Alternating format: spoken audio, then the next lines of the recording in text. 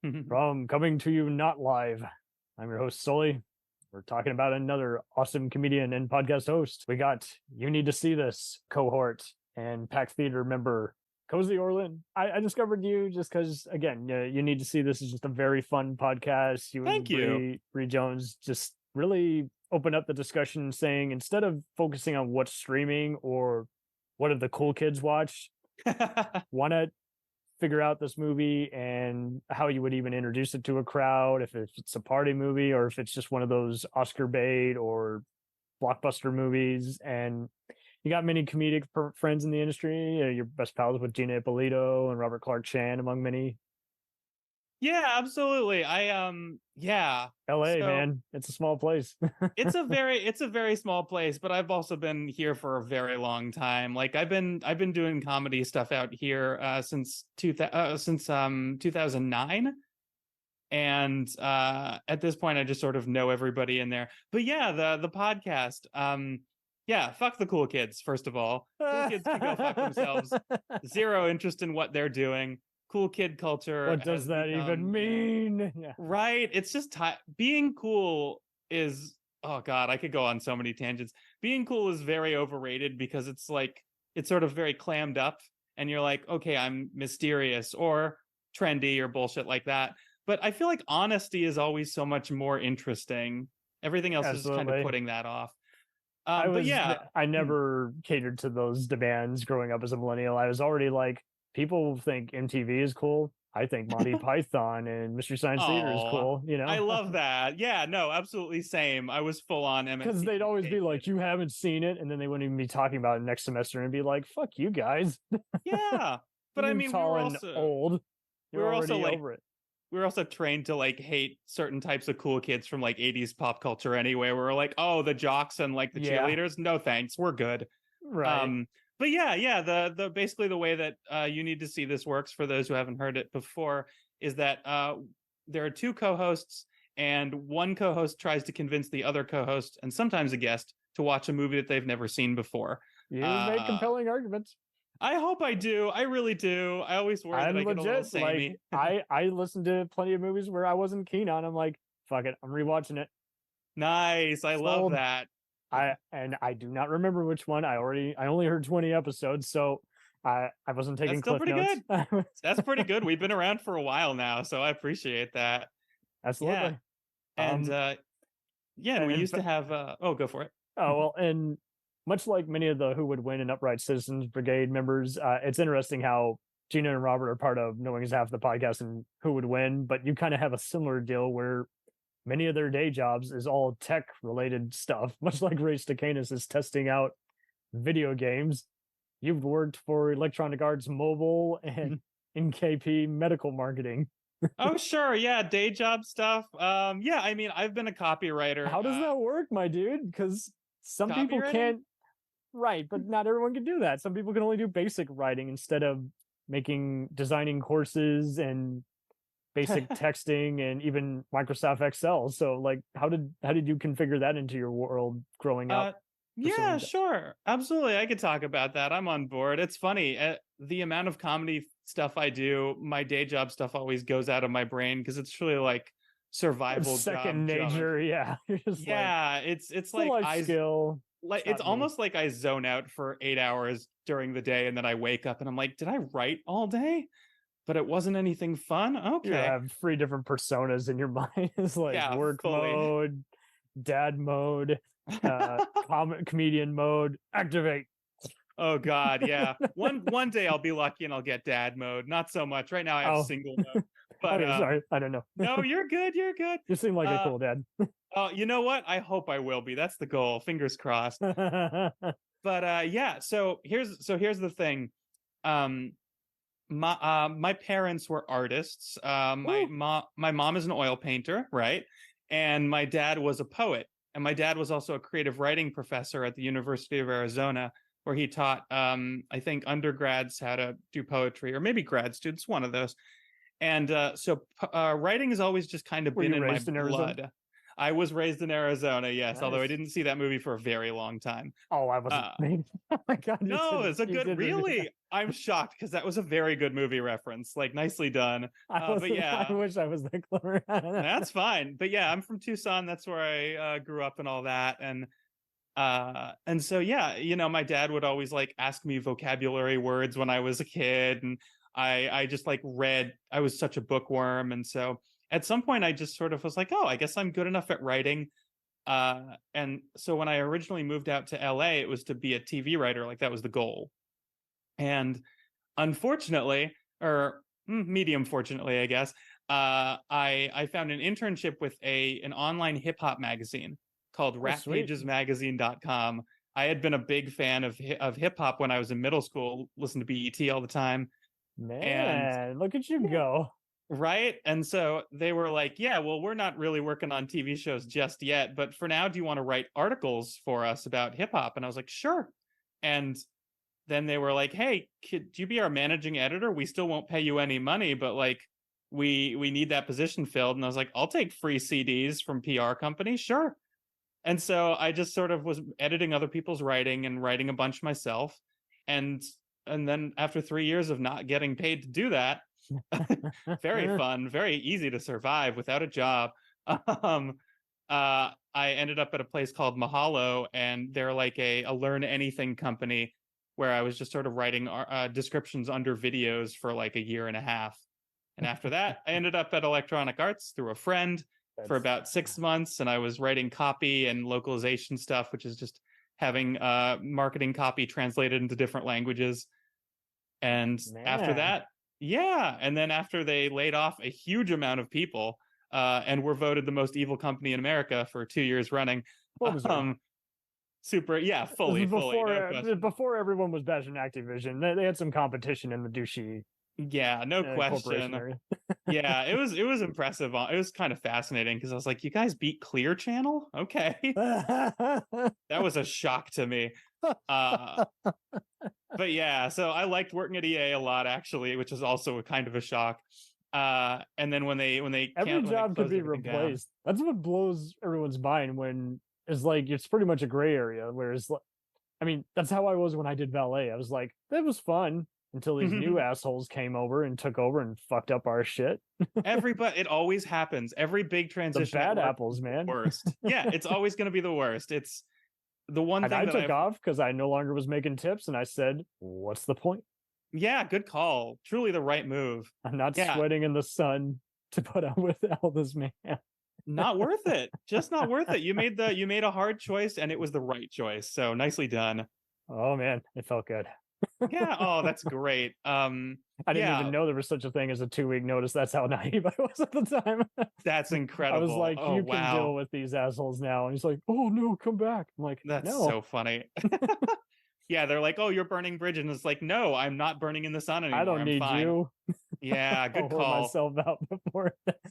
Yeah, it's corporate culture is the dumbest thing I've ever been a part of in any way, and they never have an answer for it. They're always just shake their hand, just saying someone's going to cover it. It's yeah, like, what are you going to do about it? Yeah, it's always that's like my job. It's always bad spin and excuses, or it's just nothing, and hey, we're having a pizza party for you, and you're like, yeah, but that's not money. Right. Or they do what they do at retail, like Dollar General or Big Lots or even Kroger, where they're like, hey, I make a discount on our products. I'm like, I just made my check from you. Why do I want to buy your products? Yeah, it's such a weird scam. And I've seen behind the curtain. It's not impressive. Of course, never is. Nothing ever is. It's all dumb bullshit. Your Jedi mind tricks do not work on me. Yeah, that's the thing you learn the more you do it, and that's kind of a good feeling after a while. Oh, it feels good. Yeah, but yeah, that's work junk. Work junk. So, what's it going to take to finally put all the movie studios like Netflix, who are not compiling, in a chokehold, make them realize AI is not the answer? That's a really good question, because I gotta get your take, my dude, because it is just absurd how AMC and all these other companies are rescheduling their movies and show filming now because they agree to the terms, and yet there's still just Disney and Netflix are just like, no, we want AI. Yeah, I mean, that's the thing is it seems like every corporation loves the concept of AI because it means that you don't have to deal with human beings as much and you can Yeah, pay the human beings that you do deal with much less. we can And insult their intelligence, sucker yeah, born every exactly. minute. Yeah, every CEO is dazzled by saving money and dazzled by new technology. And so it's really, really easy to fool them into thinking that this is actually a good choice. The cake is So a lie. yeah, exactly. Fully. One day I'll play that.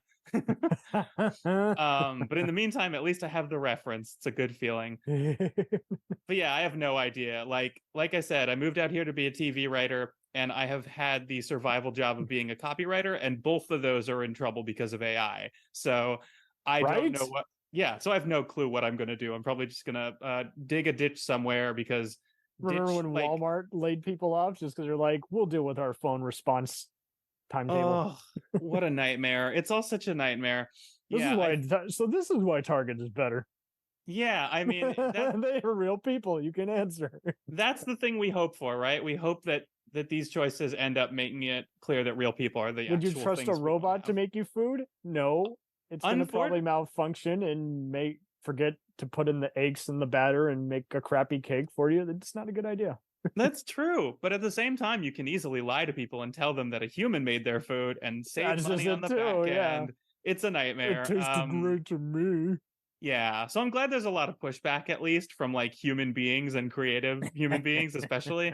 Yeah. So we'll see what happens with it. Right now, I'm just like making sure not to spiral about it every 5 seconds. No, I hear you. You do have to pretty much put time for it. When you look at the news, obviously we're kind of past, telling our uncle to stop watching Fox News, and CNN's gotten shitty with the fear mongering lately. Oh God, yeah, but I that's often but look at also Spectrum and Google, and I move on to the next day. But how do you filter in your stuff to where you're like, I got the basics, I'm leaving it at that, and I'm moving on? honestly, I'm one of the oldest people on Facebook.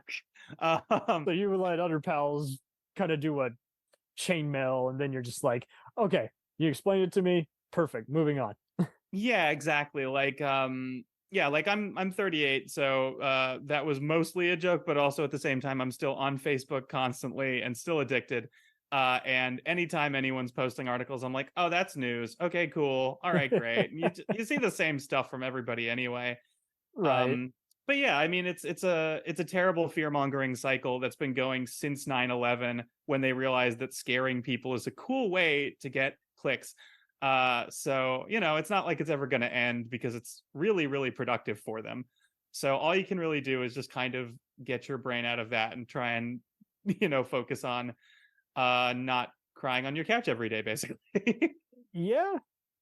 Uh, so with reacting to COVID, politics, and even mental health, do you think, speaking of being on a couch, have you been able to personally just kind of find your humanity? I think more as time has gone on, and realize the world needs to just wake up and worry about growing up more and making life changes.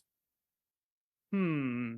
That's an interesting question. I think Well, that comedians go to dark places, my dude. So I must ask you guys because you suffer more worse than us. yeah, I think that I realized okay, so I went to college with a guy who was my best friend, and he was a political science major. And Mm, he was probably like one of the smartest people I've ever met. And he was constantly saying that everybody in life was actually very, very dumb. Or sometimes he was worrying that he was dumb. And I was like, no, no, no, no. Everybody else around here is so much dumber compared to you. Um, I think he was mostly being like, yeah, I realized that the average person is very dumb. And I'm like, yeah, the average person is incredibly dumb.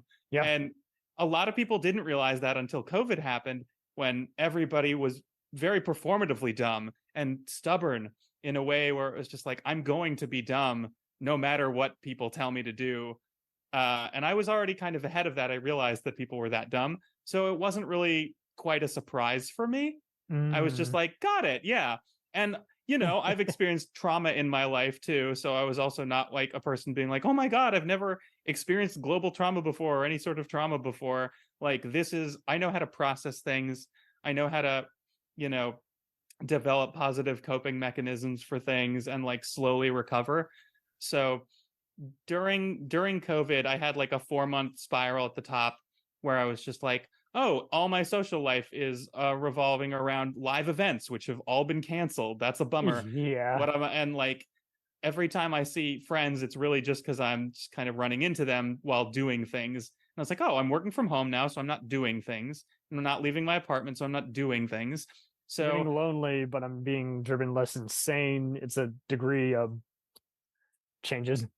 oh no, I was getting lonely and being driven more insane Mm. because I didn't have my friends as an outlet as much. And I was just like, oh no, I'm regretting my life choices because comedy is what I've been doing since I was 9 years old. So that's Shit. kind of been my focus. And after 4 months of spiraling, I got emotionally tired of spiraling, which is kind of a fun position to be in. And I was like, okay, all right, can I be creative in these new boundaries that have been sort of created for me? Nice. And yeah, and a couple people randomly out of nowhere, they've never done this before, were like, hey, could you make like a video for my friend's birthday? Like you know them too. We're making like a fun video. Could you make a little video too? And I was like, okay, sure. So I built a little tripod out of cardboard boxes and I like shoved my phone on top of it and awkwardly propped it up. And I was like, okay, I'll make a dumb little video and it'll be fun. And I would say about 3 or 4 people asked me to do that. And I was like, okay, I feel ready to be, creative again. So I looked at Sweet. So I looked at what was out there and I saw there were a couple indie comedy shows happening. And I saw that all of my friends were afraid to do online comedy because they're just like, technology. No, that's scary. No, thank you. Zoom. What is this? Yeah, it was like I felt the technophobe feelings from everybody in my life mixed with just like, the inability to do anything because they were still processing global trauma. So I get it. But I Did was like, your oh, parents and other family really support your choice to be in a comedy career? that's a good question. Not everyone has that. Yeah. They're just like, hey, can't you be normal kids? That's weird. Yeah, I mean, artist parents definitely helped.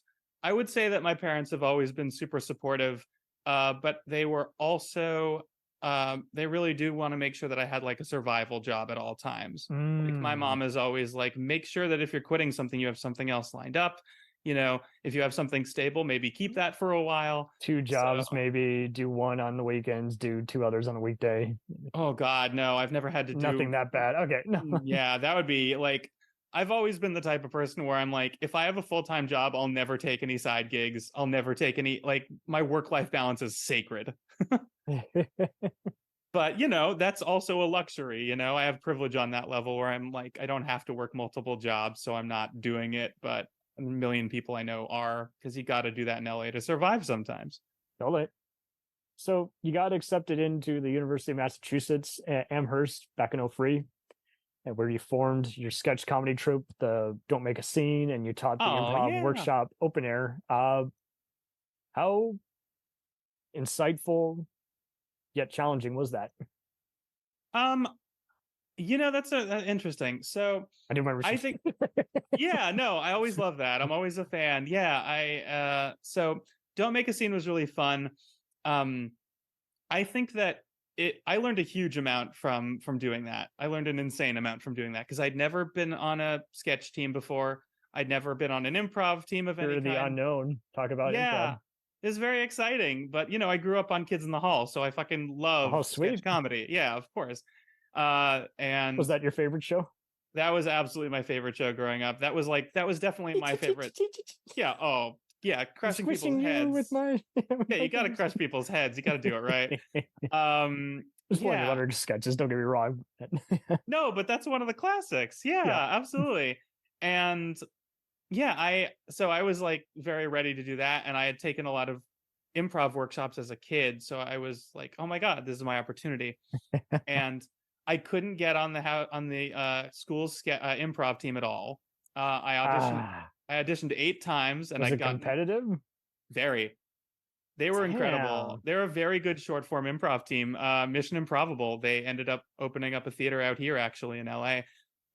So yeah, no callbacks for the whole time. But I I also auditioned for a sketch team there, and when I didn't make it on, a lot of other people didn't make it on. We were like, we should start our own sketch group, and I Screw was you like, yeah, guys, I'm sure, going home. yeah, screw you My guys, new we're gonna comedy home. yeah, exactly. We'll create a new home or whatever. And so we did that. And all of the other people during that process, except for me, dropped out because they were like, I don't care. This has been too long. And I, That's throughout that, over. have been finding more people to add on. So all the new people were excited and all the old people were like never in. They were just like saying that because of their ego, I think. And so I was like, great. All right. Waiting I is have all hard, these. but I Yeah. understand. Yeah, I had like a lot of English majors who I had picked, and so we were like the English major sketch group, and the school's official one, who we actually didn't know about, it was like a totally different group, was like the dramatic one. They were the like the theater major kids, and Oh, so we damn. were a lot darker. You gotta love that. Yeah, and that very much fit into my like Kids in the Hall background, where I was like, oh, these sketches are super dark. They're less about big crazy stuff because they're Canadian, so nothing is big, it's all subdued. And I was like, great, I will write about premises instead of characters, and that's my whole deal. That's my And deal, man. yeah, it's so much better that way. But yeah, from starting that group and leading that group for like 4 years basically, I learned a lot about how not to be a perfectionist. I learned a lot about how not to be a control freak. It's so hard, right? It's really Because tough. we want that control or nothing. Yeah, you know? it's a fear-based instinct, I was an only child, so I was very spoiled. So I was like, of course I get all the things I want. So truly, like, not getting the things I want was a thing I had to process and didn't do it as well as I wish I had. So, I apologized to the people in the sketch group, and I was just like, why am I the dad of this? Why am I like yelling about sketches? That's shitty. Why am I the leader if you guys won't, march on my command? Well, not even that. Luckily, I realized that that people shouldn't have to do that. And if you're on a group, what you really need to do is, if you're leading a group, what you need to do is make sure that people on that group feel like they have input, or else they're just going to be like, "Why am I in this group?" Validation, like we talked about off air. Yeah, and you have to be like understanding, and you have to like work with people, and you're doing it for fun, and you're doing it to work together. You have to have trust, all this stuff. And as soon as I was done with that sketch group and college was over, I started doing improv in LA in 2009. And Sweet. Yeah, and I realized very quickly that a lot of people don't like being the leaders of things. So I was like, well, great, I guess I'll just step up and lead things, but I'll learn from what I did before and not be an asshole about it. And that served me incredibly well. And at some point, I also had to be like a boss of people at my job, and I was like, "Great, I'll be a good boss too. I won't be a control freak. I won't be what's the word I'm looking for? Like a prima donna. I mean, sure, that works. I'm on board for that. I don't think you are. I'm just saying. No, of course, absolutely. I won't be looking over people's shoulders all the time. Is one way of putting it, I suppose. I won't be micromanaging. There we go. That's the word. So, I've been very chill about that for such a long time now. And I think that's mostly what I learned from those from that sketch team. From the improv thing, from Open Air, which was an open improv practice workshop that I eventually started leading after a lot of people left. You were really, it can't be any worse than what I did in the last show, so let's see what this does. Yeah, I was just like, sure, let's try it out. I have a lot of experience. Like in college, I already had so much experience being in improv workshops since I was doing that since I was 9 or whatever. So I was like, sure, I'll lead a workshop, whatever. And eventually it got all the way down to me and one other person. And I was just sort of doing 2-person scenes with him and like teaching him improv. It was surreal, but sounds like it. Yeah, but it taught me a lot about teaching people in a way that was clear and like being focused and being prepared. Clarity is everything. I think that's one of the most important lessons I've learned in life and as a writer and as a comedian, as an improviser, at every single aspect of my life. Clarity is so key. Nice. Yeah, and clarity is underrated. Yeah, it truly, truly, truly is. And I think in comedy, just clarity and honesty are the 2 most important things to me. And everything else you can kind of fake if you want to. You're right. You can You can pretend it went one ear out the other, and you're like, duly noted. Yeah, exactly. But yeah, I've been doing improv out here for a billion years now, and I run multiple comedy shows, which I don't want to get too ahead of you on your questions, but I No, it's do fine. run You're a not billion beating comedy me. shows. Perfect. Yeah, I'm sort of seen in LA as kind of the guy who knows everybody in the comedy scene, kind of rather than a gatekeeper, a gate opener, hopefully. The Well, person that's who's a just like, start. yeah, it's a good feeling. Um, When did it feels you well earned. perform at the Upright Citizens Brigade? So I took classes there. I took the first class I took there was actually in, I believe, 2004 or 2005 Okay. in New York. So back and forth between that and Massachusetts. It was for a summer thing, actually. I had an internship at a fantasy book publishing company for the Where'd you whole go? summer. Yeah, it was a tour press, and they gave you like free books. You could just take free books off the shelves. It was awesome. As a big fantasy nerd back then, I was like, yes, please. Were And you a Lord of the Rings or Dungeons and Dragons player, or no, I weirdly enough, so I read The Hobbit in like fourth grade in Paris, and I was like, fuck this book. It is too flowery. I want fighting. I have no interest in like all this flowery shit. And so I was just like, no thanks, Hobbit.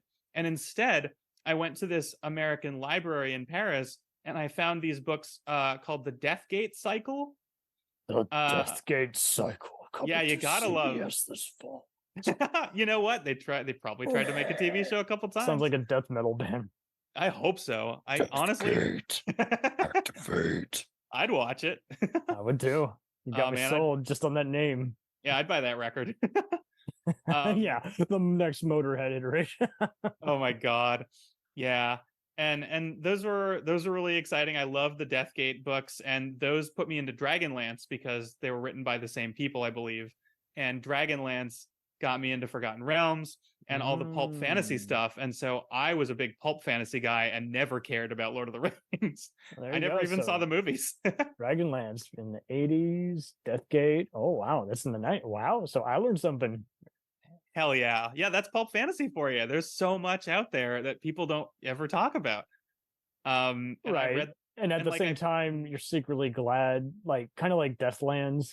You kind of want that to remain a book before Hollywood wrecks it and gives the public consciousness who doesn't read a bastardization of it, Yeah, exactly. There are ways to do it so poorly and ways to do it well. And I have not cared about the ways that people have done it for several years. So I'm like, hope it was good. Probably I got back from Gran Turismo about earlier last week, and my father was like, "You were not so adamant about this." I was like, I was entertained, but I've only seen even video games I didn't even care about just get wrecked and become incoherent.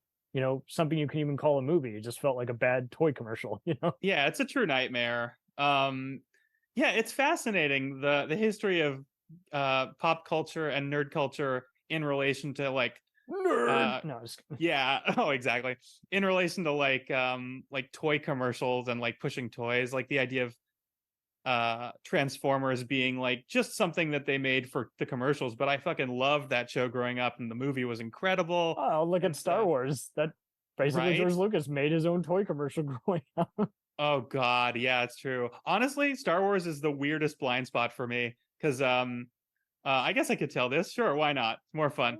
Just, if only for the sake of pissing people off.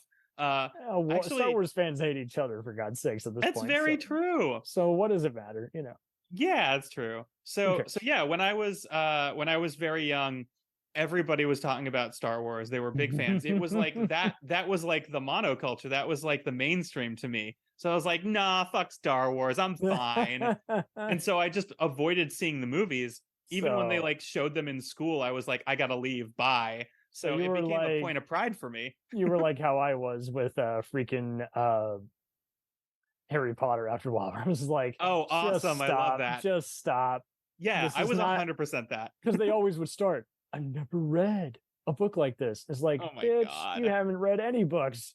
Yeah, it's so ridiculous. So what does that even mean? Yeah, like it's very interesting to see how the situations where like nerd culture becomes mainstream culture. Oh, I go mean, into the that's it Wayback now. That's it. Machine and I start citing people who make loaded statements. So kind of like how people would get on certain filmmakers who were outspoken, kind of coming off as dicks. Like remember that time where William Friedkin didn't think DVDs would take over, and Oliver Oh, I Stone was love like, that. it's just like I was even more like I was prepping for a review we were doing of the new Battlestar Galactica, and I read that George R.R. Martin thought the finale sucks. And I was like, yeah, well, you're one to talk. Yeah, truly. Like, you can't live that one You didn't even down. write an ending, you chicken shit. So Yeah, he's just been putting it off for his entire life at this point. his I ending definitely will end when he passes away. Yeah, I remember making those jokes before there was a TV show. Oh, there you go. Yeah. So you I never watched the show, but I love the books. You predicted snobbery on the internet. Oh Before God, people were yeah. bitching, why'd you rank a Stranger Things or Walking Dead finale for me? I'm like, it's fascinating in the no worst one ranked way. it for you. You got online because you were bored when you could have set your phone down and watched the movie like anybody else. Right. Yeah, people have a lot of trouble these days with that. Put it away. Yeah, it's true. I think that's one of the nice things I feel about like being 38. I'm just like, yeah, I'm not trapped in my phone while I'm watching movies. Bad movie, bad. Yeah, it's nice to feel like I have an attention span. What attention span? What's that? Cozy? Oh God, exactly. All the voices. Yeah. But yeah, have you ever run into any comedians where you were like, oh my God, I was there with you at UCB that one semester?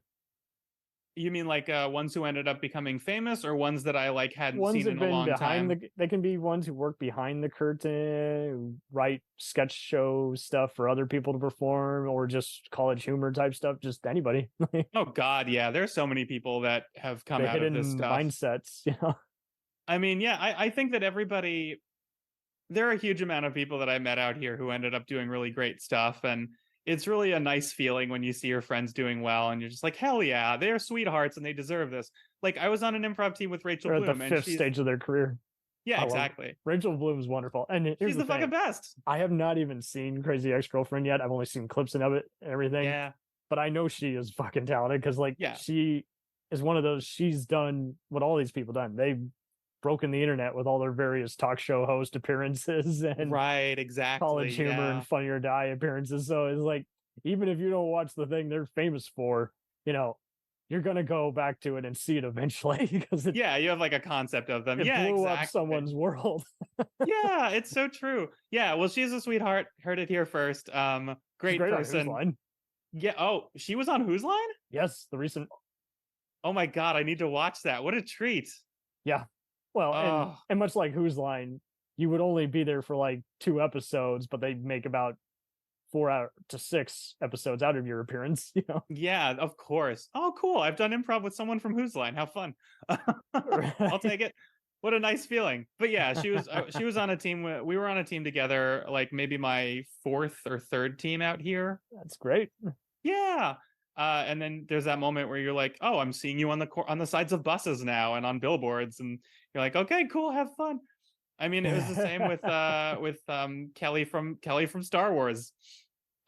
She was an improv person. Kelly Marie Tran. Kelly Marie Tran. Oh, yeah, Kelly Marie Tran. Rose Tika or something. Yeah, she was a musical improv person out here for a while, and she's like another one of those like sweetest people. And I ran into her this year, and it was just so nice to like reconnect. Nice. Yeah, it sounds like the internet was monsters to her, so I'm glad that she has survived that and is an awesome person. The thing is, like it or hate whatever Star Wars you're talking about, it seems like every other thing, everyone's going to have a different take on it. I think that's why you kind of want to just take a break from Star Wars after a while, because after a while, well, see, that's why I love having weird taste and like very specific taste, because most of the things that I'm into, people aren't at all talking about. So there's no toxic fandom. It's just straight up like, I've never heard of that. They can't overrate it for you. Yeah, because there's no one there. Like, I've been there.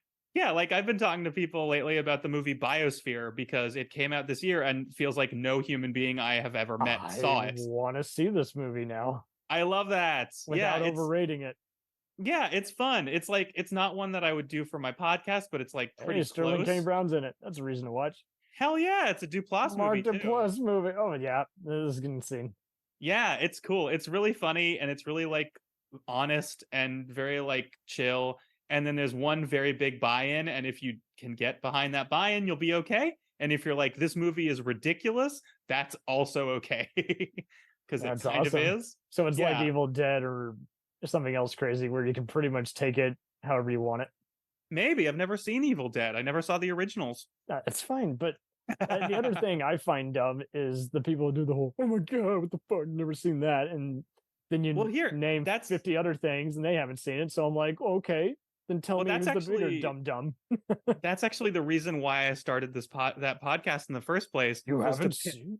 yeah, to piss those people off and to get that reaction because I feed off of it because I'm a monster. So it was me and a No, you're an person. angel. Oh, I know You're that's just also trapped very in true. purgatory. Yeah, I'll take it. But yeah, An angel and you're getting back to the coast. honestly, you're not wrong. Like that is what I get from people pretty I'm a often. bastard too. I tried introducing older movies that I grew up watching, like just certain sci-fi action movies, and I even put Gremlins 2 on one Christmas, and my Yeah. siblings were like, "You're a monster." And I'm like, "Well, I'm not watching this stupid, rude college comedy or Right. mindless epic with yous, and I'm done with superhero movies after this year, Yeah, so that's fair. Honestly, that's truly fair. I normally would have been that person. even Like, the guys I know who do a comic book podcast, they're taking a break.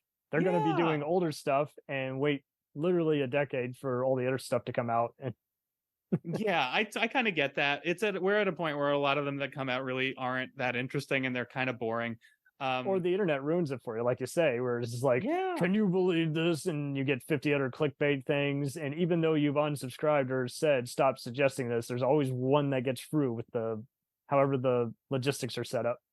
Yeah, I mean, I'm not surprised, honestly. Everyone wants to have water cooler conversation, and so the second they're done seeing a movie, they're like, "I want to have this with the entire internet because the speed of it." And it's like, "Yeah, no, but we don't want it to be spoiled or whatever." Um, that's part of why. Spoiling. What's That's part of why. Yeah, that's part of why I do a spoiler-free podcast, oh my so god. people will be excited to see the movies. Well, given how you've summed up what a shithole the whole Star Wars fandom is, I'll tell this awesome story to you that actually relates to this other point. Nice. So I had a douchebag who me and my siblings hung out with. I've actually told Delvin Cox a similar story about this. Mhm. And he was one of those, we just played video games and hung out with action figures. In a way, I kind of regret being his friend because I felt like that killed some other potential friendships I could have made. Oh He just no. didn't have a good morale, even though he was a good old Christian boy. Yeah, sure you are. And so long story short, he was a dick and he would uh, spoil every movie for me. And I would watch movies wow. modified on TV and everything. And Good that only lord. made me love it more because I was a philosophical guy. While other people were Yeah. going, I'm not watching this show so and so left, I'd be like, well, you're Hmm. not supposed to like them. Or that's what kind of makes it more Shakespeareanly tragic. Oh, I So like that. Yeah. I dug the Riddick movies, even though everyone died. I dug the Matrix movies, even though Neo dies. And Sure. and I had my revenge finally. The Lego Star Wars game, which sums up all the first 6 movies, came Okay. out. And the Revenge of the Sith video game came out. There was it matched exactly the spoilers that I read on the Blue Harvest Geekdom site, and I Hmm. spoiled it for that fucker. That's hilarious. And I felt Yeah. here I am 20, 30 years later, and I realized, oh man, I was validated. Yeah. It's a good feeling That felt sometimes. great. Just giving someone a taste of his own medicine. He doesn't realize what a bitch slap he got. But yeah, sometimes you kind of have to show people what they're doing to you for them to understand how it feels, even if it doesn't Well, necessarily I doubt connect. he learned, but I'm just Yeah. glad it happened just so he realizes if you can't complain that you, because here's the thing, many of these pricks do the whole victim card, and it's Uh-huh. like, bitch, please, you have not been assaulted, you have not been wronged, you have not had your card stolen, so don't you dare play Right. the victim card. They're just being like, oh God, it's been spoiled for me or Don't be whatever. like Brian Collin or Joe Rogan, where you're just Oh like, God, I know what you mean. you're canceling me. I'm like, I'm not canceling you. I'm telling you to stop being a fucking moron. Yeah, exactly. No, that's very, very true. Yeah. And Stop offending people with your outdated libertarian logic. Yeah, stop being a monster. 100%. Yeah, those guys. Anytime they try and turn it around, it's just like, I cool. can't tell a joke without cursing. Yes, Yeah, you it's like can. yeah, it's like, why are we still listening to you? Why do you think Richard Pryor, Whoopi Goldberg, Robin Williams adapted? They worked in any kind of format, any kind of movie, any kind Yeah, of role. I mean, and a lot of the times the real issue is that we've just heard enough of like mainstream white male voices, so Oh, they're like, so I don't white. know what else to say, and White it's as like, fuck. yeah, the answer is they don't have to say anything because there are a bunch of very interesting, diverse people out there doing shit that no one's ever talked about on stage before, The and they're best fucking cable being show, hilarious. the best cable show I'm watching now is Dark Winds, and that has only Navajo policemen. Oh, nice, that's fucking awesome. The Tony Hillerman adaptation. I love that, except for the policeman part. Well, it helps that We get what we they're get. it helps that the bad guys are often crooked white men feds. Yeah, that. So Oh, I I feel like that. validated. So it's in a Yeah. small town and it's set in the 70s. So it feels like historical fiction, if you will. Oh, interesting. More Yeah, like that's in the fun. heat of the night. Oh God, Guys yeah, of who are course. cops by profession, but not by mentality, if you will. They don't hide Yeah. behind a union or a blue wall because literally it's a small Right. ass town and they're killing all the hillbillies who are There you killing other go. people.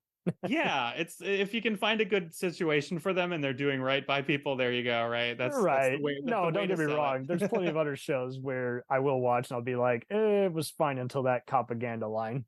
Yeah, it's fascinating how obvious it is these days. Or a Scooby Doo mystery, Jinkies, I could predict Right. I mean, and even like what's it called? Even like the Top Gun sequel where you're like, yeah, this is just kind of it. weird military Oh, propaganda. that's why I didn't like it. Hot take. Yeah.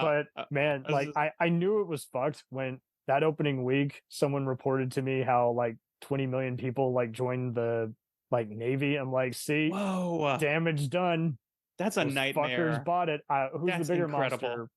Do I blame Jerry Bruckheimer or do I blame Tom Cruise or everybody? No, you just blame the whole military for funding that shit, Oh yeah, probably. blame the military. There you go. Even better. Blame the systematic That's the problem. key. That's the key. Because Yeah, that's so that's what funny. we're having to realize too, is like America's not even America anymore. So Yeah, it's complicated. And it was it ever, right?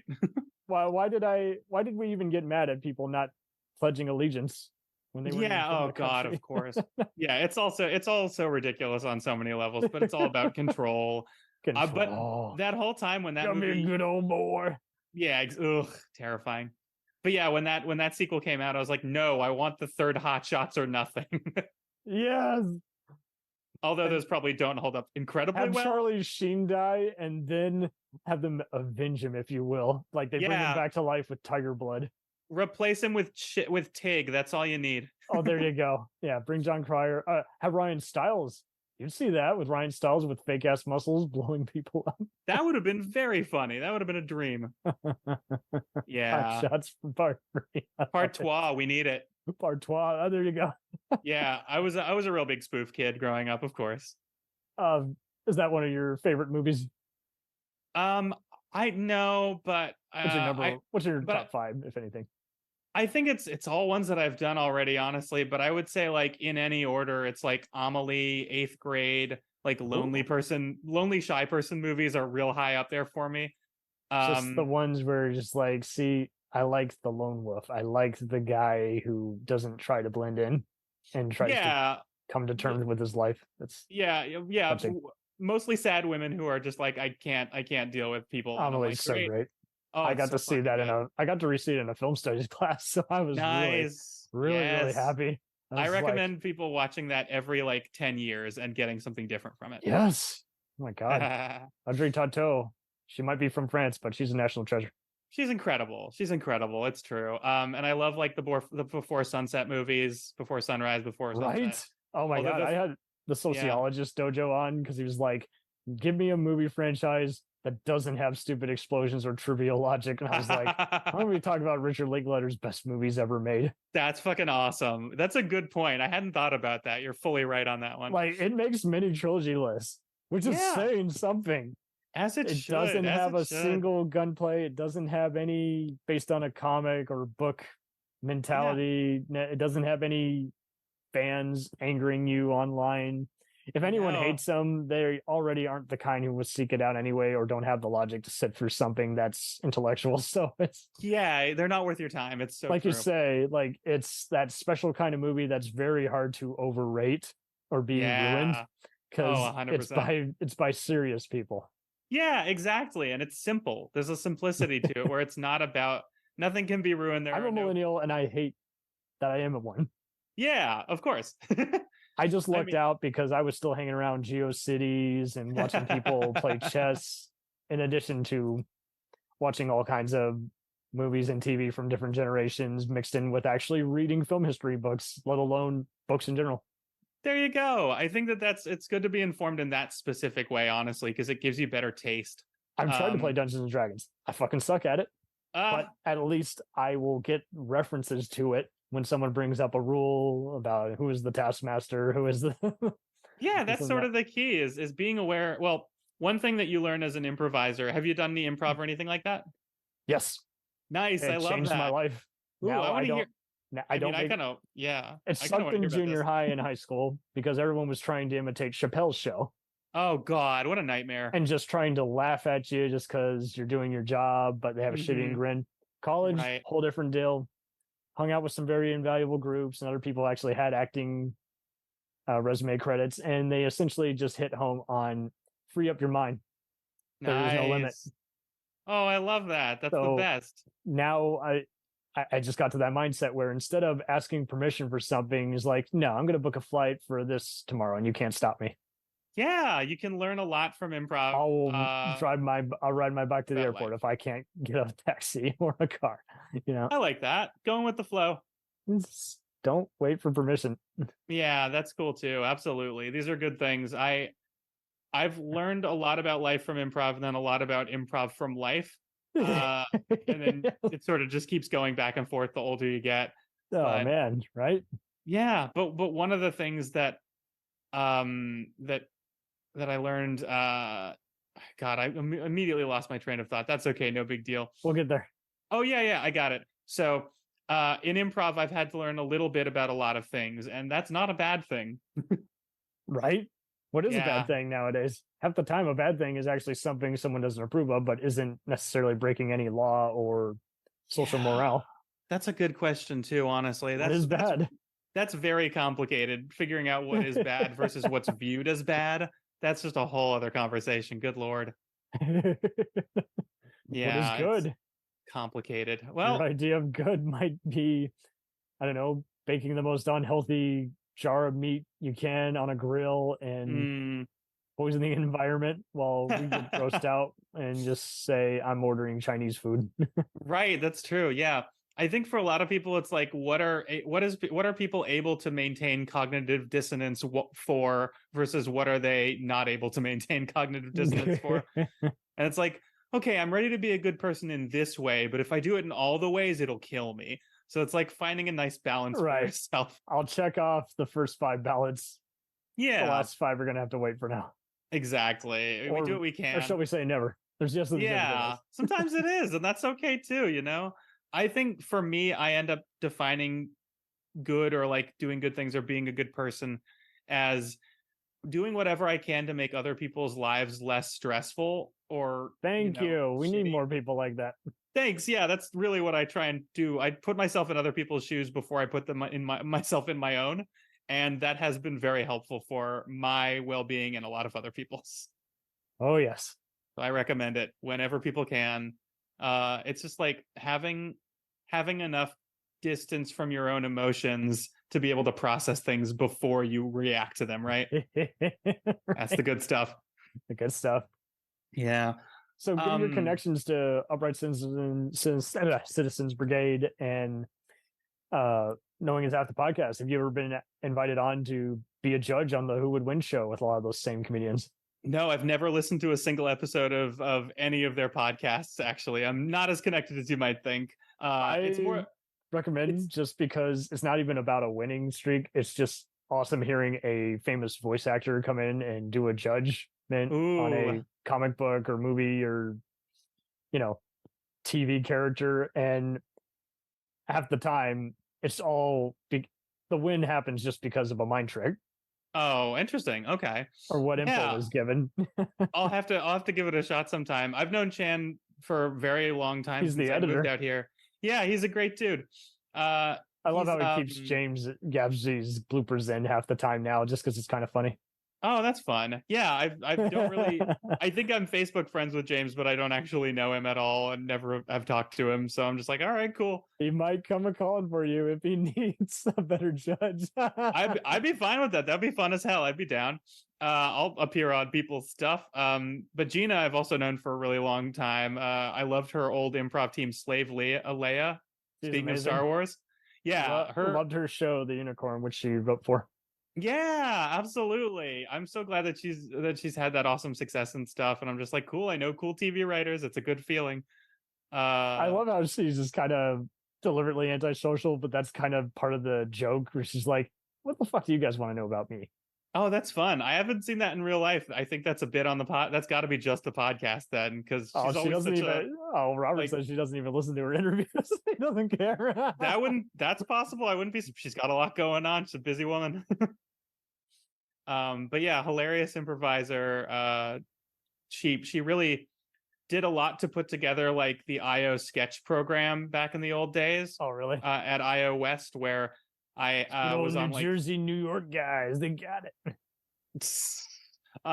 yeah, I mean, well, this was like the one of the theaters at one of the theaters in California, in LA, in Hollywood. You know, it was actually directly in Hollywood.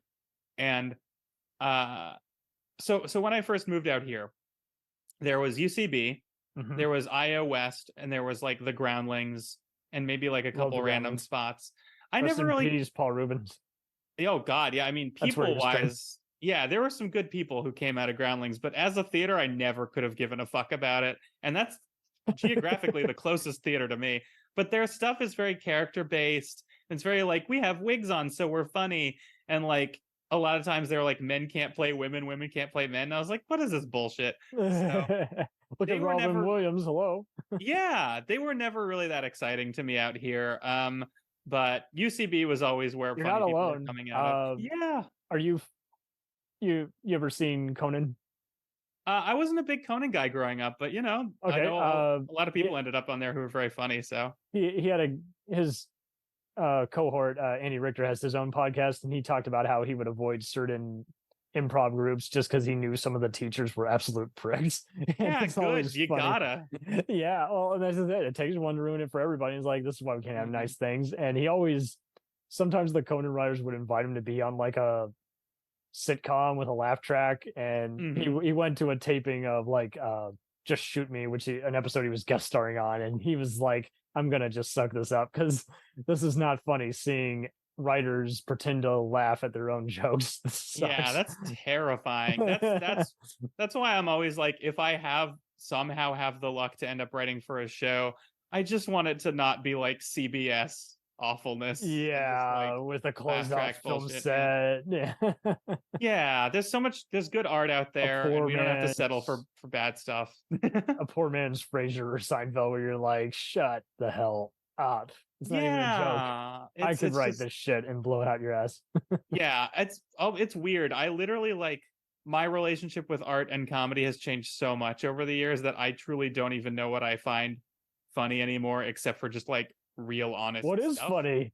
It's much more fun watching bad movies and laughing at stuff that's supposed to be serious, I find. Yeah, I think that can be very funny. It's absolutely true. And I definitely look at Terminator Genesis sucks. I wouldn't be surprised. Actual name is Genesis. Oh, it's so funny. I've never seen any Terminators, but I did grow up with a Sega Genesis, if that helps. Oh, there you go. You know, it's actually a lot of fun to actually kind of reverse backwards and like, you know about the merchandise. That's the only reason you fucking know that thing exists. Like, that's how I know about certain John Carpenter movies. And that makes sense to me. Other alien creature type movie characters is like, yeah, because there was a Movie Maniacs, McFarlane Toys figurine of that back in the day. Oh, that's fun. Yeah, that makes sense to me. I mean, I feel like I learned about most things from them being the video games are like the director's cut, except you get to play as the character instead of watch the boring ass actor play the overrated character for 2 hours. God. And then use the awesome sword or gun that people hyped up, but they barely use. That's how I was with Lady Hawk. I'm like, don't give me amazing Michelle Pfeiffer and Rutger Hauer with a giant ass sword, and then don't use them that whole 2 hour movies. And instead, I get whiny running in slow motion. No, Oh, I people that's acted like pity. I was a grouch growing up as a teen. I'm like, this movie sucks ass. Well, some stuff is terrible. Some stuff is genuinely Great terrible. concept, but you didn't use anything at your disposal. Yeah, I mean, another lesson that I've learned from improv: if you have a fun toy, you play with it. Right? And way better story, way better ending. Yeah, exactly. Like, I feel like anytime someone discovers something like, oh, like I'm doing a scene where I'm wearing somebody's skin or whatever, like you unzip a person. Absolutely. Like, that's a toy, and you gotta play with that as many times as you can. Like, have fun, don't waste it, don't let it go. Some games are only fun if you enter the cheat codes. Yeah, that's a good way of looking at it. I like it. I like it. Better yet, treat movies like you would with porn. Just fast forward to the good scenes. Interesting. I've never done that with Do movies. a director's cut. Just go to the highlights. You're like, see, I just went past that 20-minute scenes that just was the credits. The credits took up 20 minutes. Interesting. Yeah, I've never tried that out before. I'm always just like, if it's good, it's good the whole way. And if it's okay in parts, I won't watch it again probably. Right. You'll talk about the highlight everyone talks about, but then be like, you'd have to get me really drunk to watch the shit again. Yeah, exactly. Oh God. We'll return after these messages.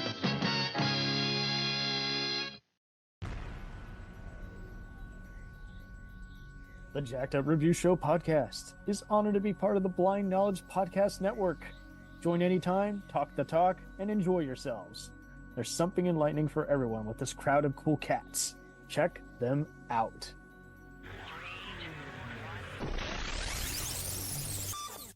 Hey, it's Brent Pope, the host of Breakfast with Brent Pope. You've seen me on some of your favorite TV shows saying things like, "Give it up, Jimmy. You got to sink this putt to win." On Breakfast with Brent Pope, I sit down with guests from the entertainment world, and we do it all over breakfast. Or should I say Brentfast?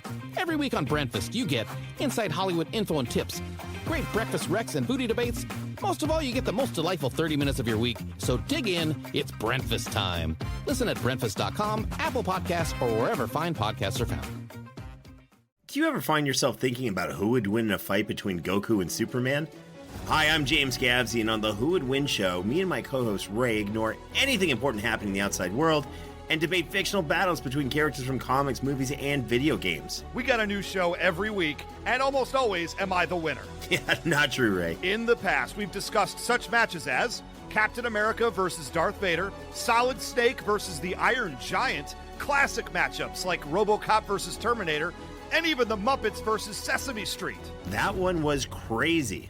So if you're a fan of geek culture and love a spirited debate, check out the Who Would Win show wherever you get your podcasts, or check us out at whowouldwinshow.com.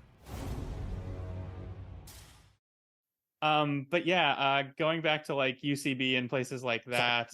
No, it's you're all over good. the place. That's fine. That's how it works sometimes. So again, just like in college when I auditioned a million times and never got a call back, I auditioned at UCB like 10 years in a row and never got a single call back. But in the end, all the weird indie stuff that I've done has been much more valuable for me. And all the shows that I put together myself without like gatekeepers and shit like that, that always feels more valuable. I've been on Right? I've been on the house sketch teams at IO West, and they were fine. But then like when I made myself go do indie sketch stuff and like had the weirdest, most fun shows, I was like, this is so much more rewarding somehow. Right? Oh my God. Yeah, I think Unheard that's of. the key. Yeah, I know, it's a shock, right? It's rather than sort of seeking people's validation for your entire life, it always feels so much better to be like, what weird thing are people not doing? Where's the holes in the thing, you know? Holes in the market. So that's kind of what I've done out in LA, is be like, everyone's trying to be the best at the same thing. I'm going to go do some weird shit and see how that goes. Like, for example, I did a show about breakfast cereal. There you go. Yeah, I was, because one of my former podcast co-hosts was like, I haven't had breakfast cereal in a while. I miss it. And I was like, we should do a show about this. So I put together breakfast cereal themed improv teams. I bought a bunch of cereal and I made I sort of brought a bunch of milk and I had the audience all eat cereal. And I told stories about my past that had to do with cereal. And I called it We're Totally Cereal and made a bunch of weird graphics for it. And afterwards, thank you. Afterwards, everyone's like, you should do that again. Keep the show going. I was like, no, this is not a good show. It's just fun. Well, fuck it. I don't know why you're such a good salesman. I want to see the web series version of this. Oh my God, that would be so fun. Honestly, that I would do. I would try out a web You might series. even get Robert Clarkson to do that. He'll be the guy who's like, I want marshmallows. Yeah, oh my God. My cereal. Yeah, we could. Not cornflakes, not Raisin Bran. Marshmallows. I could do a We're Totally Web Cereal. I love it. Haha. Right. That's what you get when you have a Will he overcome his fear of diabetes? Will he eat the ultimate cereal before he passes away? Find out next time. Well, at the show, I was like, I don't eat this cereal anymore because I found a bug in it once that was the same color as the cereal, and I made myself eat that cereal on stage again. Sometimes you got to beat your fears. That is a great fear obstacle. It was pretty fun. I don't think it has maggots in it. Yeah, Honey Bunches of Oats is okay and safe now. Allegedly. Yeah, I mean, unless you find another one of those weird bugs that I found. But, it was the same way with goldfish, where I literally found a bug the same color as the goldfish. And I was like, I don't think I can have goldfish anymore. This damn grocery store has got to do some checking of its packages. Yeah, Tucson was just full of bugs, I think. You would have thought the heat would have killed them, but apparently not. No, it makes them stronger. But yeah, we get weaker, they get stronger.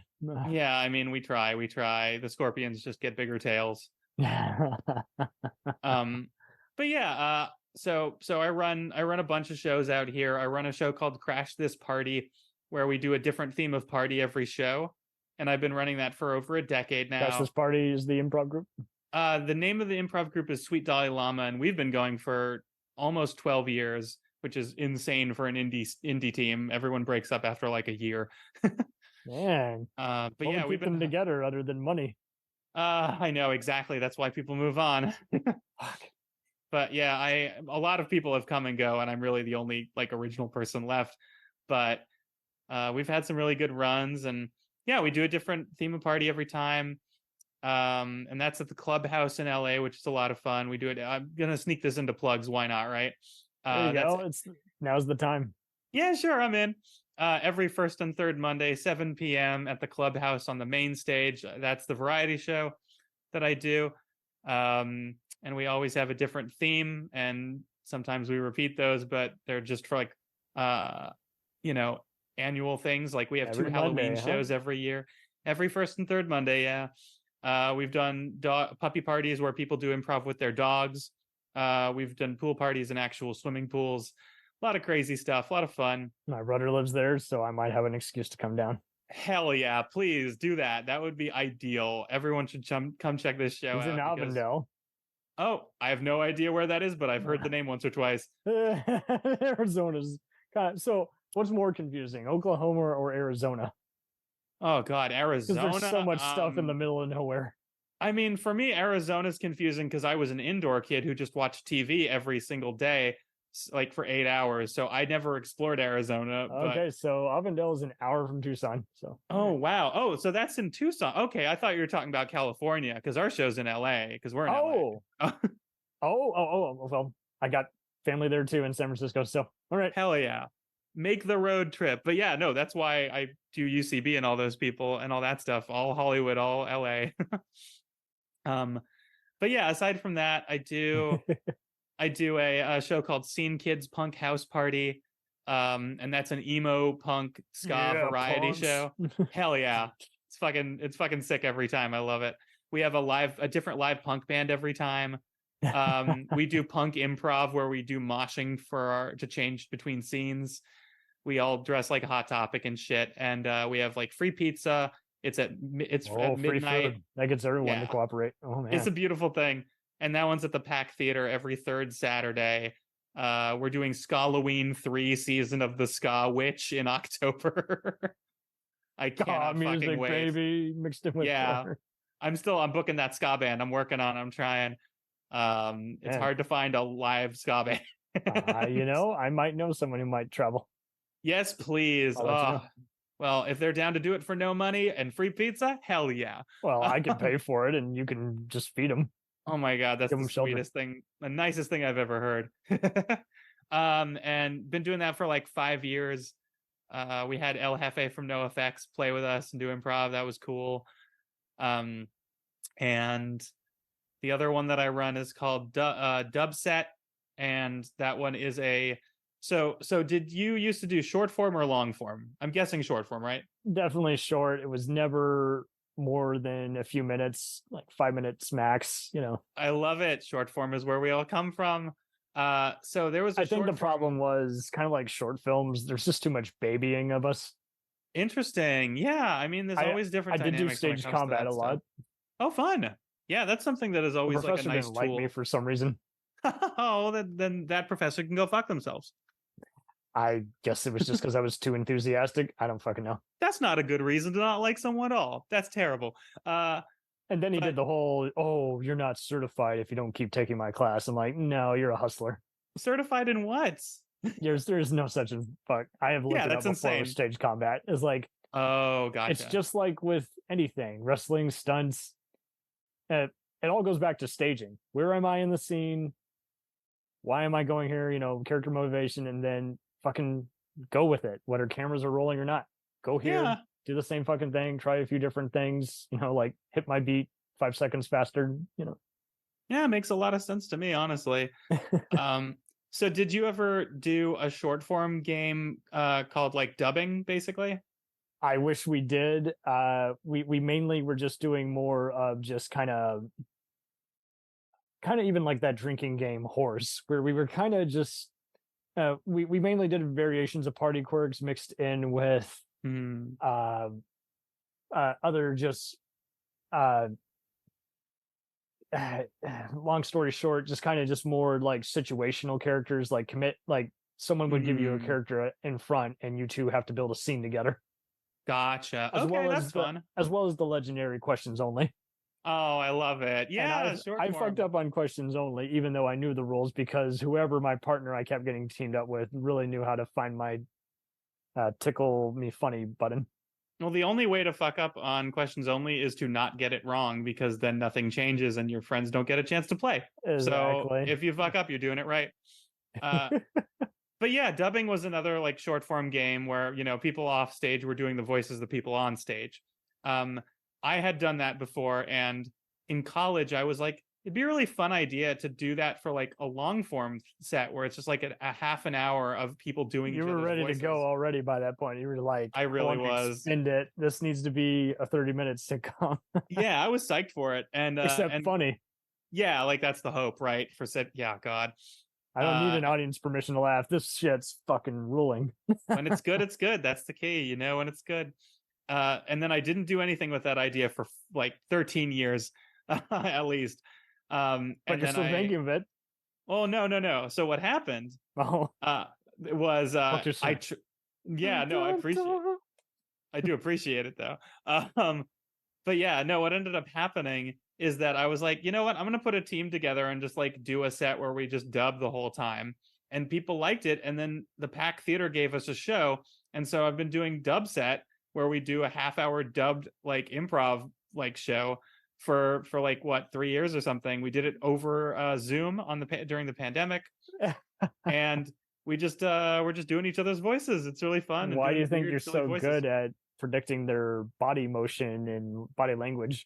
Well, I mean, it's less about predicting it and more about guiding it when you can, I would say. Okay. It's sort of when you're on stage and you're the one who kind of has to mouth along with things, you just kind of sort of exist in it, and you just kind of move the way that they want you to move, or you talk the way that you want them to, you're lip syncing. So totally. Do you think everyone is, for the most part, most of these groups have still validated everyone by reminding them you don't try to be funny, you be funny just naturally, and half the time you don't know how you got that, message in a bottle. You don't know how you got that special moment because it came so naturally just through observation and listening. Yeah, I would say that's a big part of what you hear when you get started with like long form out here. Very much, people are very much like, if you're a stand-up, then you're gonna have to relearn a lot of shit because you're trying to be funny. A lot of the times, you have like all these fun Yeah. ideas, You've had to and then say the same dumb story in the mirror and test it in front Yeah. of family who doesn't Oh, find you funny to God. begin with. So yeah, that's yeah, and they're That's a- like, here are a billion punchlines, and it's like, no, just be honest, be as clear as possible when you're setting scenes up, and then just be honest in the scene, and I then love people will Kevin. laugh. I love Kevin Goatee of Gutting the Sacred Cow, who's also worked with Robert and James Uh-huh. on their shows, but he's one of many comedians who can't stand improv. So I find it interesting. Have you of seen course. kind of improv comedians and stand-up comedians kind of bicker with one another, saying you guys suck? Improvisers don't tend to be on the bickering side of that, but Okay, stand-ups some of the bigger definitely have. Here's the thing, I Fast think talk that, and ego. yeah, I think that that's a very like Chicago-y sort of thing, and like very it New probably York-y is. thing. But I'm walking I- here. Yeah, Oh, but that's I from would Jersey. say My bad. Sorry. that's okay. You're Different fine. boardwalk. I'm It's talking. close. It's the Upper East Close enough, thing. tough You're good. guys. You're still Yeah, back Irish and east. Italians killing each other. Man. Oh God, of course. But yeah, I'll stop you, man. But yeah, I've seen that in LA at least, and I think in general a lot more. Like improvisers are all super supportive. Like that's what everyone's trained for. So they're like, "Oh wow, you're so good at this! Wow, Give it your you're best doing such shot." a great job." And stand-ups, I think in other places are a lot like, let's shit on improv because it's like silly, you know, and it's not like ever gonna make them any money, and it's just like Oh, people damn. with like a box or whatever, like space work and shit. Gatekeeping. Yeah, and yeah, exactly. But a lot of the times when I do shows with stand-ups out here, they're like, oh, and that was the last improv team. Wow, they were actually really, really good. I don't think I could ever do that. And then they go on to their bits, and I'm like, oh, so they're sweet out here too. Those are the same people who say, "There's no way I could be an actor." Next thing you know, they're Mr. Yeah, Top that too. 500 Forbes magazine. Yeah, That's but paid. what I think what I've learned most about stand-ups versus improv is that improvisers all hate themselves, and stand-ups all hate themselves and everyone else. You're correct. Thank Because you. we are too close to it. Yeah, it's very, Which is very why I true. throw myself under the bus, because that is the easiest joke you can say, and it doesn't matter if you're sincere or not. Someone fucking laughed. Yeah, it's true. And also, I think a big part of it also is because when you start improv, you have a teacher, and so you're trying to please a teacher. Cozy, in my stand-up- dude. Yeah, it's all real. And then you want to make that teacher happy, even though you Yeah. know they're never going to be satisfied, and they are going to do their best to keep challenging you. Yeah, and so you blame yourself, and you're like, I must be getting it wrong somehow. But with Yes. stand-up, everyone told you you're funny, and so you should go do an open mic, and you come in with this confidence, and you're like, if they're not laughing, they're fucking idiots. And so you hate everybody else for not laughing, but secretly you still hate yourself too, because you started Why do doing you stand-up hate in the first place. me? Yeah. Yeah. But yeah, you know, and it takes a while to unlearn that stuff, and eventually a lot of people do. I'm Like too I know, cynical. I was the kind takes where I was time. like, if you fucking hate me this much, why don't you get the tomatoes out? Then I'll be even more remembered. that's hilarious. Yeah, well, that sounds kind of stand-up-y. I'm a stand-up guy. Yeah. That's what it sounds like. Yeah, but yeah, I mean, the more I do it, the over several years, at this point, I truly don't give a fuck anymore if I'm making people laugh. I don't care about the audience. The I audience can don't. go fuck themselves. I have no interest You in can't. whether or not I did a good job. If You I don't feel know if it's good halfway through either way. no, I do. Trust me. Okay, even better. You know, Yeah, it's I have a good, but really- I have you know there'll weirdly be a off very good- days. I have a very good There'll be have a people who good- love the show who brought their stuck-up spouse who doesn't understand any of this shit. right. I mean, I think I have a good barometer for what's going to get a laugh and what won't, or what's good and what isn't, and that's helped me a lot as a writer. But Nice. also, yeah, but also I found that if I'm trying to make an audience happy, then I'm going to worry. So I just kind of am like, I don't care about the audience, and that lulls me into a sense of just who cares, and then I'm doing better work because of it. Right? By the way, whenever, given your flamboyantness, each time you say yeah, I don't know Mhm. why, you fucking remind me of Snagglepuss from that Hanna-Barbera. I'll take it. I'm on board for that. "Hey, you're Absolutely. doing great, yeah." Yeah, I know. I've always had like, I think that when I moved out to LA, I ended up having a bigger personality somehow. I don't really know why. but I just kind of leaned into it and I'm like, great, that's fucking awesome. Like I'm ready for whatever the thing is. It's sort of like a psyched punk puppy dog of some kind is what I ended up as. A psychotic puppy dog. I love it. Or like a stoked one, you know. I've always sort of been like, hey, I'm basically the Energizer Bunny. So, you know, things like that are That dude is pretty... my dude. That was where I realized there's other Muppets around here, motherfucker. I like that. That's a good way to look at that, actually. That dude has Yeah. one job. He doesn't even say a fucking thing. He doesn't have any famous voice actor dedicating their persona to this creature. No, he's just cool. He just nails it. But He then turns on the lights. But that's the thing. We need him to be more honest. We need him to be more vulnerable. Cool is overrated. We need the Energizer Bunny to tell us what flaws he's got going on. What's he working on? What's he doing in therapy? Right? That's the real shit right there. That's all that matters. Oh my God. Yes. Got to bring it back around. But yeah, speaking of voice acting, going back to Dubstep, the show that I do, everyone always does that to us. It's so funny. We don't even like it and we do it. I know, it's so funny. I'm always like, no, we're called dub set, like a dubbed improv set. And they're like, oh, but before that, they're like, please welcome Dubstep. But yeah, we do each other's voice the whole show, and we have a special guest voice actor every time. So we get people from like video games and movies and cartoons and shit like that, which has been pretty fun. And we're every third Thursday at the Pack Theater at 8:00. Just to keep that. I think that's my final plug. Final? Yeah, I know, right? Isn't that shocking? Aside from the podcast, I suppose. Which I suppose I'll throw in. You need to see this. We're every other week. We're out on all the platforms that you can think of, except for ones that we don't care about. Download us, listen to us, subscribe to us, do all the things that people are supposed to do. They got great guests, guys. You need to see this. Literally, you need to see this. Thank you. That's why I love it. An audio podcast. It's a bit the whole time. They pick all kinds of movies. They don't just suck off the Oscars. No, that's in my fact, job. But no, I'm just kidding. Anyway. Yeah. I hate award ceremonies, so I'm like, no, thank you. Yeah, you do lots of mocking. You do all kinds of movies where you're just like, so how the fuck would I have even heard of this? You know? Yeah, exactly. And you and Bri kind of bring each other out of each other's shell. Yeah, I think so. It's very fun. Like in the past when I had the other podcasts, the other hosts, I think that I was maybe I was forgetting something. Yeah, I was maybe more of like the quieter one in some ways. I think Nick was a little quieter, and Luce was like very big. And I think that as soon as Bri joined the podcast and the other folks left, I sort of became more of like the Luce of it, where I was a little bit bigger, but we are both bringing each other out of our sort of like shells in a way too. So I kind of love that. Well, that is lovely. So yeah, we're a bunch of sweethearts. Allegedly. Yeah, exactly. At the very beginning of it, I think guest starred, and I think you'd be into it. The Super Legit podcast and Pod.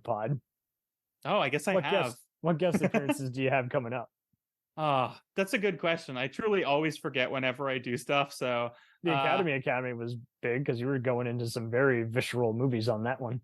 Oh yeah, see, that was fun because that was my improv partner, like people who are in my improv team. I love those people. What sweethearts. No one's invisible on the World of Podcasts. It's true. It's very true. Sorry, I didn't mean to interrupt you. I just had to get that in. That's cool. You got to do what you got to do. I get it. No, I don't think I have anything coming up podcast wise. There's never anything that I can direct people towards if they don't live in Los Angeles aside from my podcast. So that'll be the thing, unless they want to see photos from Scene Kids Punk House Party on Instagram, I guess. Not the worst thing if you all want to follow a punk improv team, Scene Kids Improv with some underscores in there. But yeah, no, I don't think I don't know. I need to guest on more podcasts so that I can have things. You're welcome back anytime. I appreciate it. Thank you. Name your favorite movie / TV show, music band. We'll review the shit out of them. Hell yeah, I love that.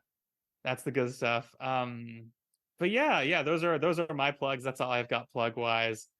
Do more improv, audience, do crime, be monsters, be honest. I don't know. This is my advice to the entire audience. Do more crime and be honest and be nice. Do more crime, man. Crime is good.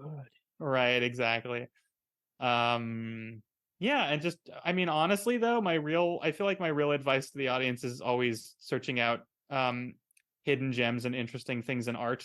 Don't let people curate shit for you. Curate shit for yourself. Go find things that are interesting.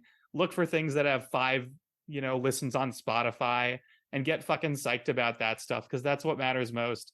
Yes. Everything else is just kind of trying to replicate itself or worrying about money. Yeah, money definitely seems to interrupt quite a lot. Yeah, it has a lot of negative effects on art. It's a terrible, terrible bargain. Oh, you got to say it like Charles Barkley now. Terrible, terrible. Yeah, true. Have you ever done any impressions of other comedians or celebrities? Not really. I don't really do It many. goes too much into the cool kids where you're like, I hate those fuckers. Yeah, it goes into pop culture. I've never been like a make fun of pop culture guy, to me, because it feels like low hanging fruit. Yeah. It's very easy to like make fun of something that everyone's already. You might making see him fun one of. day. So Yeah, well, that's true, I suppose too. I forget about that. Sometimes I have to remind myself of that one, honestly. But yeah, I've never been like a pop culture guy or a reference guy, because in improv, if the audience doesn't get the reference, you're fucked. So I'm like, right? why even do that? So instead, So true. yeah, I've never been like a very big like character guy in general. A lot of my stuff is more premise based, again, probably because of the kids in the hall. Even though they have a lot of great characters. I don't know how that happened. Yeah, how did it happen? Yeah. I don't know. But yeah, I no, I don't really do any impressions. I do a couple character bits occasionally at shows, but it's pretty rare because most characters feel very over the top and broad and like SNL-y, and they just kind of suck. Yeah. So I never really bother with that. My stuff is more like, oh, this would be a ridiculous situation if this were going on, or what's like, what about a really honest situation, or like a very real situation, and then like some very small funny thing, which is very UCB. Absolutely. Yeah, and that tends to be what that tends to be what I talk about most movie wise on the podcast. I feel like I pick all these movies where I'm like, everyone was real the whole time and it was hilarious. Yes. Oh man. So now that you've again let people inside your mind and everything and become comfortable talking about all this material, what's next? You've already conquered the sky at this point, kind of. Yeah, I mean, I'm the type of person who tends to do a really good job keeping things going, and within those things find new versions of them. So my things that are coming up are going to be the same things that I've been doing for years and decades, but fun, weird versions of those. Like, yeah, I think that's always the key, is like challenge yourself in minor ways. Like for Scene Kids, I'm doing, Skalloween, Season of the Ska Witch. So I'm going to try and make that as ska and Halloween as possible, but also make it a little witchier than usual if possible. There you go. She's a witch. Yeah. And keep finding like cool, weird guests for dubset for that, for cartoon voice actors and people like that. Cause I know they're out there. They exist. They exist somewhere. We need to try them out. And in Crisis Party, just keep finding new weird parties to make fun of. Like we're doing a beach bonfire themed party soon, and so I'm just gonna have like a fake. Yeah, it's fun. We'll have like a fake bonfire on stage and marshmallows, and I'll be like dressed in like Tommy Bahamas or whatever, and some guy will have a guitar. So it's just like just finding new ways to do the same thing and push yourself in art. I'm always writing pilots. Yeah. Right now I'm doing National Sketch Writing Month, which, if people haven't heard of it, is a thing that happens every September where sketch writers write 30 sketches in a month. They should. Yeah, I've been doing that for I think a decade now. And it's day 7 and I'm just keeping the sketches coming. And in November I do National Novel Writing Month, where I do I start a different short story every single day and email that out to people. That's kind of fun. So those are sort of the things that I'm most looking forward to right now in terms of creative stuff. And just writing more pilots. Write the shit out of them. Yeah, that's the goal. That's the goal.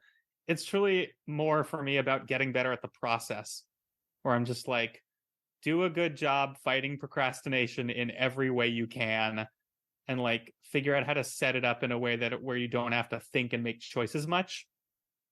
Always helps a lot. So yeah, that's about it for me. That is the inspiration we need. Yeah, that's the fun stuff right there. Oh, well, nice. So people can find you on Facebook and the Instagram. People cannot find me on Instagram, but they can find my groups on Instagram if they want to. They What can about find Twitter? Nope, sure, I'm not on X.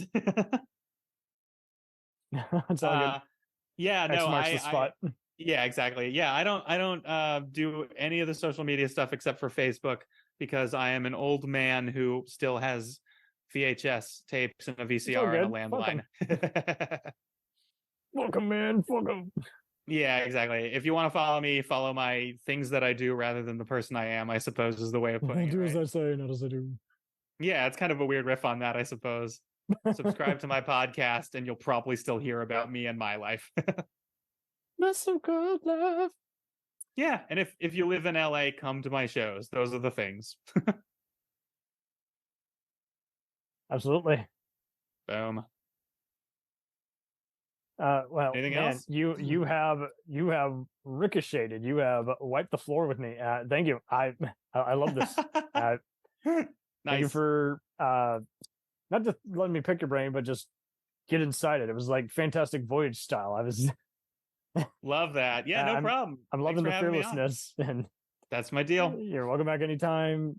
Hell, if you need me to just go on and talk about the worst movie ever that's on your show, I'm here. But no, we would never cover that on a podcast. All we do is movies that we love. Okay. So if you have movies stuff you love that I hate, perfect. Yeah. No, wait, no. I'm just joking. Oh my god. Oh god. I don't even know our format anymore. It depends on the day. Oh no. That's kidding. Fair. That's kidding. Totally fair. I'm just kidding. I'll just say this: everything is entertaining at 2 a.m. That is very accurate. Even when it's not. I think once.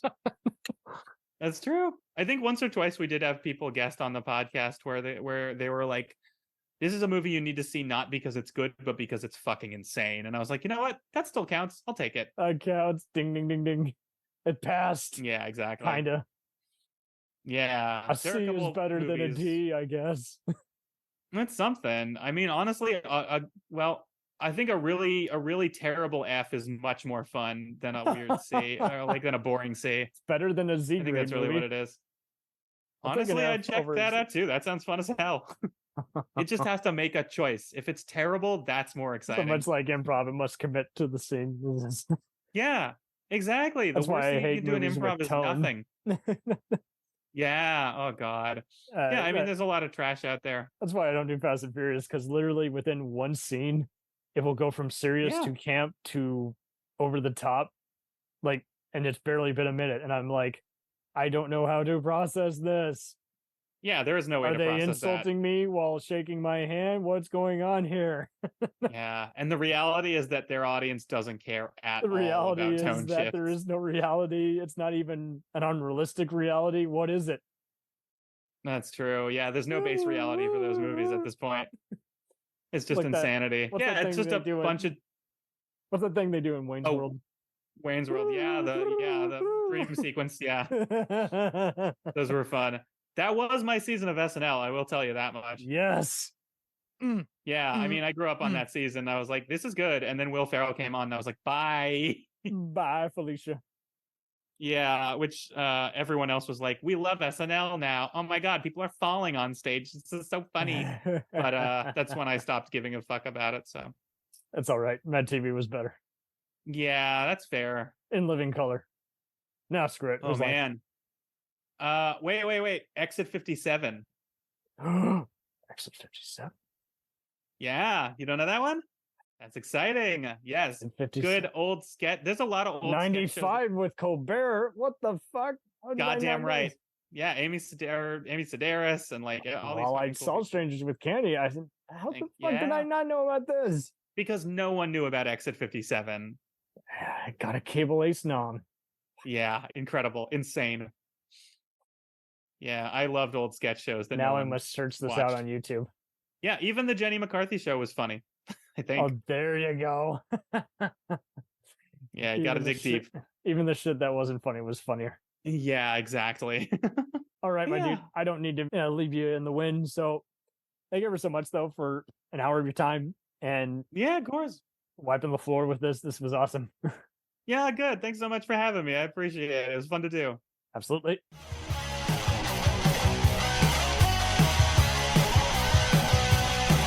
Follow us on the web on Facebook, Twitter, and Instagram. The podcast is available on Podbean, Spotify, iHeartRadio, Anchor, Apple, and anywhere else podcasts are available. Feel free to review our show and leave comments on any of those sites. Thanks a million for listening. It's a jacked up